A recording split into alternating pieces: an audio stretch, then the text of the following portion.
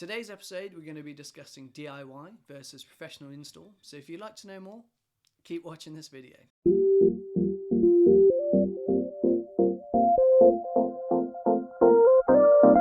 Hi there, I'm James. I'm one of the directors here at Astra Lumos, and today we're going to be discussing DIY versus professional install. I just want to quickly put a disclaimer in here and say that I wouldn't really recommend DIYers messing around with main voltage lighting and main voltage power unless you know what you're doing. That's because if you do touch your wiring and heaven forbid but a fire happens or you damage your property in some way, unless you are able to prove in a court of law that you are classed as a competent person, which means that you did some testing and some calculations before you touched the wiring to prove that it was of sound nature, you did the alterations, and then you finished the alterations by testing them, proving via calculation that your system could handle the alterations you've done, your insurance will not cover you for things like fire damage. That is part of the reason why tradesmen, especially electricians, do charge what they charge, is because not only have we done 4 years of training, obviously learning best practices for what to do, what not to do, what happens if it's not done properly. We also every year have to pay for insurance to cover all our existing installations. We also have to keep up to date with any amendments to the wiring regulations, which generally happens once every couple of years. We then have to take a day out of work and go and sit through a training course and learn about the new amendments. So, big caveat, unless you know what you're doing, I probably wouldn't be messing around with main voltage power. It's probably just not worth the risk. Saying that, if you're happy to do so, some of the DIY stuff is obviously relatively straightforward. So as long as you understand how lighting works. So when speaking to the chaps on the team and people say to me, oh, but how do you know about fault finding? So the two hardest things really as an electrician when you're learning the ropes are heating and lighting. Heating faults and lighting faults are the two hardest things to really wrap your head around.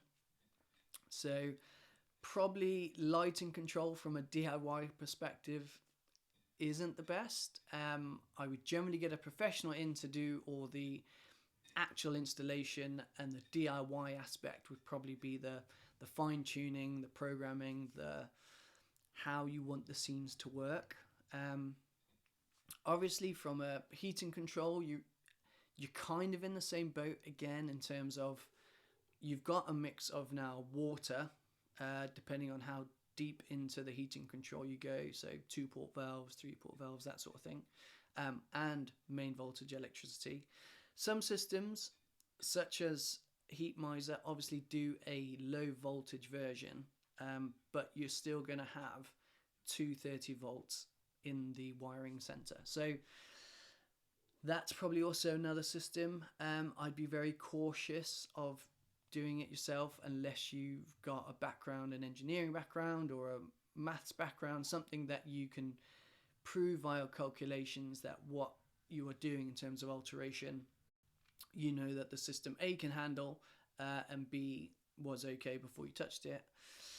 Speakers are probably the easiest thing from a DIY perspective in versus lighting, heating and audiovisual.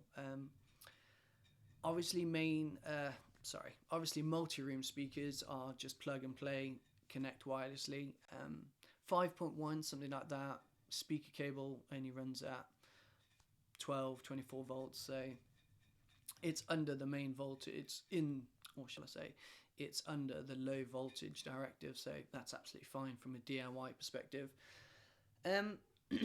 Something as well just to consider from a DIY versus professional is that as long as you've got a good company doing the work, if something goes wrong, it is then on them to come and sort it and help you out. So me personally, my house, I rewired the whole place, did all the data, did all the CCTV, did all the internet, did all of those things. When it came to the plumbing,